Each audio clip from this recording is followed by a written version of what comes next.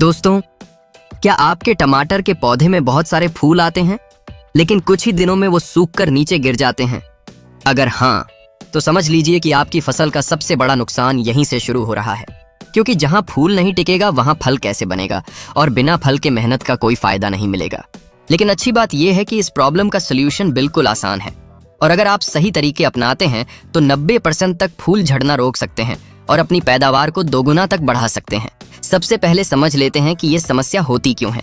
टमाटर में फूल झड़ने का सबसे बड़ा कारण है मौसम का इम्बैलेंस, यानी अगर दिन का तापमान 30 डिग्री सी से ऊपर चला जाता है या रात में बहुत ज्यादा ठंड पड़ती है तो पौधा स्ट्रेस में आ जाता है और अपने फूल खुद गिराने लगता है।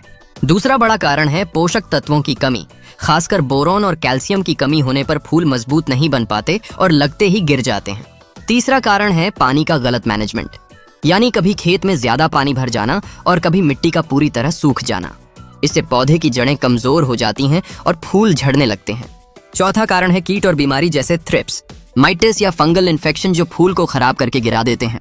अब बात करते हैं इसके पावरफुल सॉल्यूशंस की, जिन्हें अगर आप सही समय पर अपनाते हैं तो आपको तुरंत फर्क दिखेगा। सबसे पहला उपाय है बोरॉन का स्प्रे। आपको 1 लीटर पानी में 1 ग्राम बोरॉन मिलाकर 10-12 दिन के अंतराल पर स्प्रे करना है। इससे फूल मजबूत बनेंगे और गिरना बंद हो जाएगा। दूसरा उपाय है कैल्शियम नाइट्रेट का स्प्रे। 1 लीटर पानी में 2 ग्राम कैल्शियम नाइट्रेट मिलाकर स्प्रे करें। इससे पौधे की ताकत बढ़ेगी और फल बनने की क्षमता भी बढ़ेगी। तीसरा सबसे जरूरी है पानी का सही मैनेजमेंट। ध्यान रखें, खेत में ना ज्यादा पानी भरना चाहिए और ना ही मिट्टी को पूरी तरह सूखने देना चाहिए। हमेशा हल्की नमी बनाए रखें। यही सिंपल रूल आपकी आधी प्रॉब्लम खत्म कर देगा। चौथा उपाय है कीट नियंत्रण। अगर आपको पौधों पर छोटे छोटे कीड़े या फूल खराब दिखाई दें तो तुरंत नीम ऑयल या सही इंसेक्टिसाइड का स्प्रे करें, क्योंकि अगर समय पर कंट्रोल नहीं किया तो पूरा प्रोडक्शन खराब हो सकता है। पांचवा और बहुत इंपॉर्टेंट उपाय है सही समय पर स्प्रे करना। हमेशा सुबह या शाम के समय ही स्प्रे करें ताकि दवा का पूरा असर मिले।